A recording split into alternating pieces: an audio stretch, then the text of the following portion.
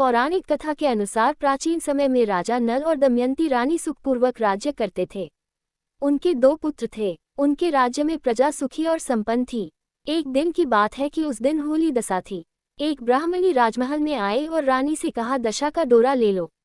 बीच में दासी बोली, हाँ रानी साहिबा, आज के दिन सभी सुहागिन महिलाएं दशा माता की पूजन और व्रत करती हैं तथा इस डोरे की पूजा करके गले में बांधती हैं, जिससे अपने घर में सुख समृद्धि आती है।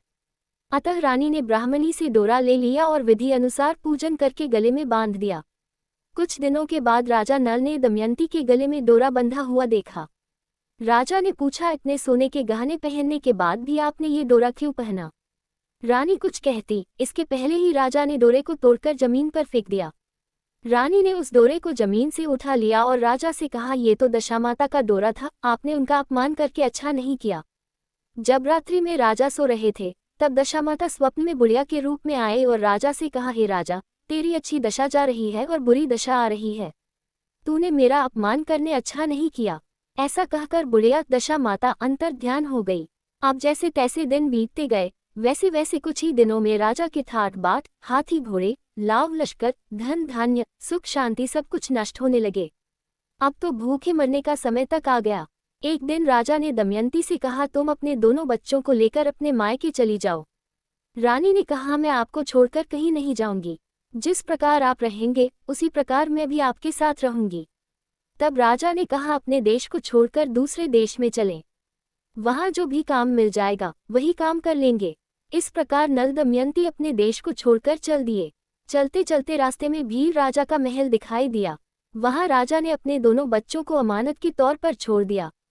आगे चले तो रास्ते में राजा के मित्र का गांव आया। राजा ने रानी से कहा, चलो हमारे मित्र के घर चलें। मित्र के घर पहुंचने पर उनका खूब आदर सत्कार हुआ और पकवान बनाकर भोजन कराया। मित्र ने अपने शयन कक्ष में सुलाया। उसी कमरे में मोर की आकृति की खूंटी पर मित्र की पत्नी का हीरो जड़ा कीमती हार टंगा था। मध्यरात्रि में रानी की नींद खुली तो उन्होंने देखा कि वह बेजान खूंटी हार को निगल रही है। ये देखकर रानी ने तुरंत राजा को जगाकर दिखाया और दोनों ने विचार किया कि सुबह होने पर मित्र के पूछने पर क्या जवाब देंगे। अतः यहाँ से इसी समय चले जाना चाहिए। राजा रानी दोनों रात्रि को ही वहां से चल दिए। सुबह होने पर मित्र की पत्नी ने खूंटी पर अपना हार देखा। हार वहां नहीं था। तब उसने अपने पति से कहा, तुम्हारे मित्र कैसे हैं जो मेरा हार चुराकर रात्रि में ही भाग गए हैं? मित्र ने अपनी पत्नी को समझाया कि मेरा मित्र कदापि ऐसा नहीं कर सकता, धीरज रखो, कृपया उसे चोर मत कहो। आगे चलने पर राजा नल की बहन का गांव आया।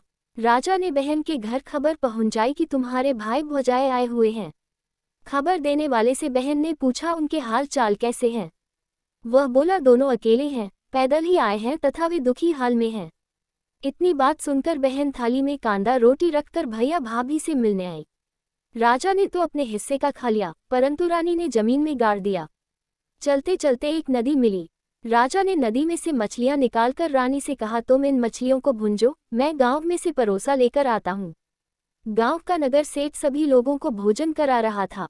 राजा गांव में गया और परोसा लेकर वहां से चला तो रास्ते में चील ने झपट्टा मारा तो सारा भोजन नीचे गिर गया। राजा ने सोचा कि रानी विचार करेगी कि राजा तो भोजन करके आ गया और मेरे लिए कुछ भी नहीं लाया। उधर रानी मछलियां भूंजने लगी तो दुर्भाग्य से सभी मछलियां जीवित होकर नदी में चली गईं। रानी उदास होकर सोचने लगी कि राजा पूछेंगे और सोचेंगे कि सारी मछलियां खुद खा गईं। जब राजा आए तो मन ही मन समझ गए और वहां से आगे चल दिए। चलते चलते रानी के मायके का गांव आया। राजा ने कहा, तुम अपने मायके चली जाओ, वहां दासी का कोई भी काम कर लेना। मैं इसी गांव में कहीं नौकर हो जाऊंगा। इस प्रकार रानी महल में दासी का काम करने लगी और राजा तेली के घाने पर काम करने लगा। दोनों को काम करते बहुत दिन हो गए। जब होली दशा का दिन आया तब सभी रानियों ने सिर धोकर स्नान किया। दासी ने भी स्नान किया। दासी ने रानियों का सिर गूंथा तो राजमाता ने कहा, मैं भी तेरा सिर गूंथ दूं। ऐसा कहकर राजमाता जब दासी का सिर गूंथ ही रही थी तब उन्होंने दासी के सिर में पद्म देखा। ये देखकर राजमाता की आंखें भर आई और उनकी आंखों से आंसू की बूंदें गिरी। आंसू जब दासी की पीठ पर गिरे तो दासी ने पूछा, आप क्यों रो रही हैं? राजमाता ने कहा, तेरे जैसी मेरी भी बेटी है जिसके सिर में भी पद्म था, तेरे सिर में भी पद्म है। ये देखकर मुझे उसकी याद आ गई। तब दासी ने कहा, मैं ही आपकी बेटी हूँ। दशा माता के कोप से मेरे बुरे दिन चल रहे हैं इसलिए यहाँ चली आई। माता ने कहा, बेटी तूने यह बात हमसे क्यों छिपाई? दासी ने कहा, माँ मैं सब कुछ बता देती तो मेरे बुरे दिन नहीं कटते। आज मैं दशा माता का व्रत करूंगी तथा उनसे गलती की क्षमा याचना करूंगी। अब तो राजमाता ने बेटी से पूछा, हमारे जमाई राजा कहाँ हैं? बेटी बोली, वे इसी गांव में किसी तेली के घर काम कर रहे हैं। अब गांव में उनकी खोज कराई गई और उन्हें महल में लेकर आए। जमाई राजा को स्नान कराया, नए वस्त्र पहनाए और पकवान बनवाकर उन्हें भोजन कराया गया। अब दशा माता के आशीर्वाद से राजा नल और दमयंती के अच्छे दिन लौट आए। कुछ दिन वहीं बिताने के बाद अपने राज्य जाने को कहा। दमयंती के पिता ने खूब सारा धन, लाव लश्कर, हाथी घोड़े आदि देकर बेटी जमाई को विदा किया। रास्ते में वही जगह आई जहां रानी ने मछलियों को भूना था और राजा के हाथ से चील के झपट्टा मारने से भोजन जमीन पर आ गिरा था। तब राजा ने कहा, तुमने सोचा होगा कि मैंने अकेले भोजन कर लिया होगा, परंतु चील ने झपट्टा मारकर गिरा दिया था। अब रानी ने कहा, आपने सोचा होगा कि मैंने मछलियां भूनकर अकेले खा ली होंगी, परंतु वे तो जीवित होकर नदी में चली गई थी। चलते चलते अब राजा की बहन का गांव आया। राजा ने बहन के यहाँ खबर भेजी। खबर देने वाले से पूछा कि उनके हालचाल कैसे हैं। उसने बताया कि वे बहुत अच्छी दशा में हैं। उनके साथ हाथी घोड़े लाव लश्कर हैं। ये सुनकर राजा की बहन मोतियों की थाल सजाकर लाई। तभी दमयंती ने धरती माता से प्रार्थना की और कहा, माँ आज मेरी अमानत मुझे वापस दे दो। ये कहकर उस जगह को खोदा जहाँ कांदा रोटी गाड़ दिया था। खोदने पर रोटी तो सोने की और कांदा चांदी का हो गया। ये दोनों चीजें बहन की थाली में डाल दी और आगे चलने की तैयारी करने लगे। वहां से चलकर राजा अपने मित्र के घर पहुंचे। मित्र ने उनका पहले के समान ही खूब आदर सत्कार और सम्मान किया। रात्रि विश्राम के लिए उन्हें उसी शयन कक्ष में सुलाया। मोरनी वाली खूंटी के हार निगल जाने वाली बात से नींद नहीं आई।